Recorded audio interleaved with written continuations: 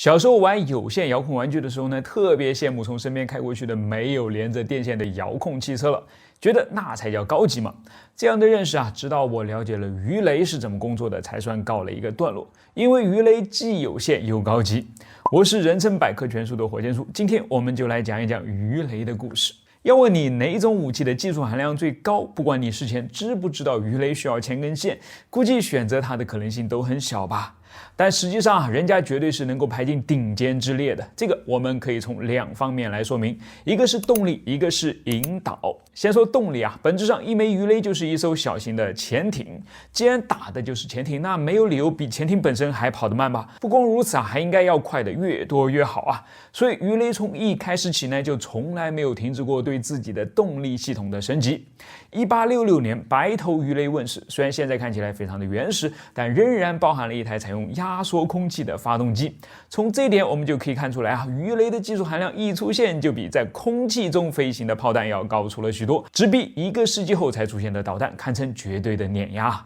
但人们并没有因此而放慢脚步，为了让鱼雷跑得更快、跑得更远，它的发动机也迅速就迎来了一次质的飞跃，从没有燃烧时直接使用压缩空气的冷动力引擎，进化到拥有燃烧时把化学能转化为机械能的热动力引擎。它的工作原理跟内燃机非常的像，就是将燃料和空气混合后喷入燃烧时点燃，靠急剧膨胀的热空气来驱动扭杆，进而带动螺旋桨旋转来前进的。虽然在它的加持下，鱼雷的航速已经提升到了30多节，航程也可以跑出3公里多了。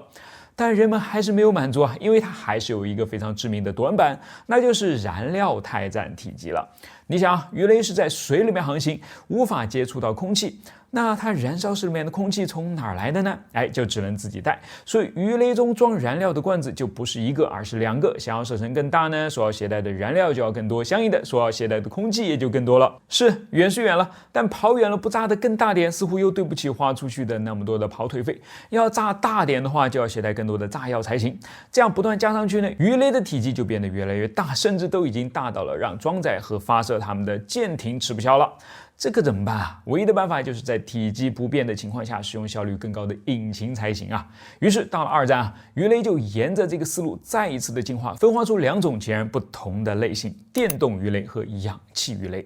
前者使用电动机，用电池来驱动；后者依然使用燃烧时，但是却将原本作为氧化剂的空气换成了纯氧，于是效率也就直上5个台阶，不仅射程和装药量增加了，而且由于产生废气的来源几乎消失，鱼雷的尾迹也几乎消失了，变得更加隐蔽了，简直好处多多啊！唯一的问题，风险太高，因为纯氧实在是太易爆炸，所以只有当时的日本人顶着巨大的风险把这项技术推向了实用，换来的结果就是让美国海军在太平洋上瑟瑟发抖。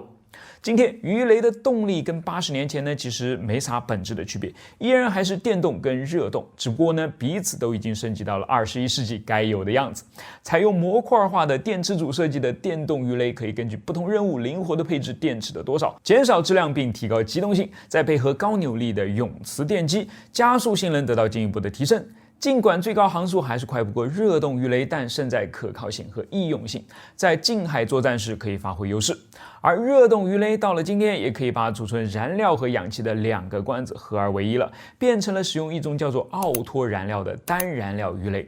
什么是奥托燃料呢？就是几种化学物质的混合物，其中既包含还原剂，也包含氧化剂，可以简单的理解成是一种惰化的液体火药，能量密度极高，同时又安全可靠。相比起同样质量和体积的电鱼雷呢，有着更远的射程和更高的持续航速，而且随着燃料的消耗，质量在变轻，机动性反而是越来越好了。缺点嘛，除了贵点好像也没啥了，所以一般用在远洋深海的作战环境中，对付的都是一些高价值的目标。好了，说完了鱼雷的动力，我们再来说说鱼雷的引导。想要一击致命，从来就不是一件容易的事，尤其还是在情况相当复杂的海里面。不过早期的鱼雷其实是不带引导的，倒不是因为它不想带啊，而是那个时候想带也没得带呀，所以它叫做直航鱼雷。一旦打出去，只能沿着一条直线跑。海面起伏荡漾，它是如何做到无视这一切的呢？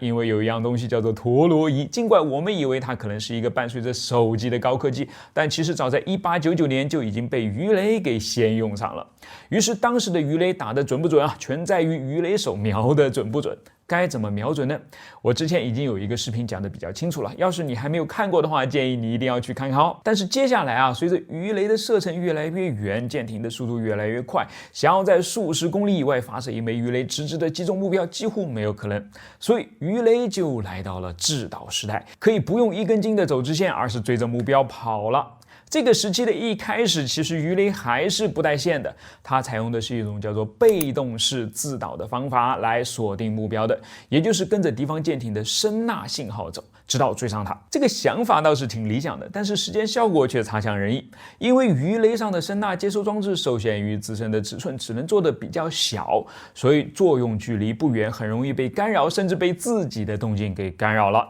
当然，这还不是最尴尬的啊！有的时候，当鱼雷被发射出去并竖着耳朵监听附近的声音之后，对它吸引力更大的反倒是离它更近也更响亮的自家的船，然后就头脑一懵，直接来了一记乌龙球。哎，这事儿多了，真是要多尴尬有多尴尬。所以很快呢，线导就把自导给取代了。说白了就是你鱼雷上的脑子太小不好使，就专心负责跑和炸吧，千万不要再去想朝哪边跑了。这些信息啊，都由我来告诉你。我是谁呢？是设置在发射鱼雷的舰艇上的一个制导站，它有一套完整的检测及指挥系统，用于测定目标的各种参数以及目标相对于鱼雷的位置等参数，并形成修正鱼雷航向的操纵指令，通过导线传输给鱼雷。而在鱼雷上则有一套收发装置和执行机构，用于实现制导站的操纵指令，使鱼雷按照一定的航迹航向目标。哎，这不就是导弹的那套东西吗？只不过由于电磁波无法在水里面有效的传播，不得不换成使用铜线或者是光纤来传输的电信号和光信号而已。想起来啊，是有些不太方便啊，但这在今天非常成熟的放线机构和动力装置面前已经不是什么障碍了。鱼雷和潜艇中都有放线机构，使遥控距离超过50公里都没有什么问题。光纤从鱼雷尾部螺旋桨的空心轴里面穿出，也完全不怕被切断。所以有线和高级在这儿似乎一点也不冲突啊。哎，既然我们已经讲到高级了，那我们最后再多讲两句。在当今服役的最先进的一些重型鱼雷上面，比如我们国家的鱼10上，不仅仅采用了线导模式，而是采用了线导加自导的模式。线导的部分呢，跟我们前面介绍的一样，重点是后面的自导。当鱼雷到达距离目标较近的区域之后呢，会开启主动末端制导模式，寻找目标。这个我们就把它称之为自导了。一般而言，末端自导可以分为声呐探测和尾流探测，前者又分为被动声呐模式和主动声呐模式。被动声呐模式跟我们之前介绍的一模一样，唯一的区别就是此时它离敌舰更近，不太可能再踢出乌龙球了，但还是容易被干扰，还是作用距离不远，所以逐渐就被淘汰了。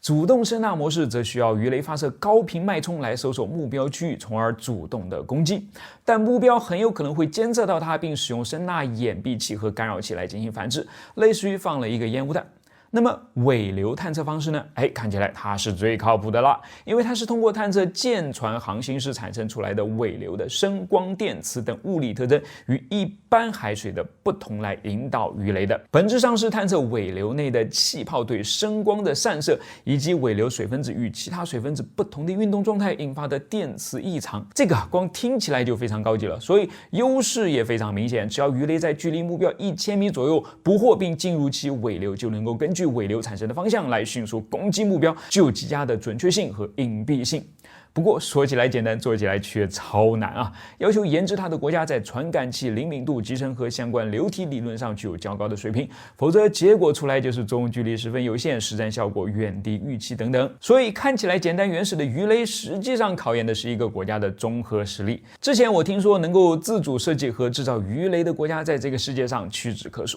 还表示有些小小的怀疑。现在总算是明白了。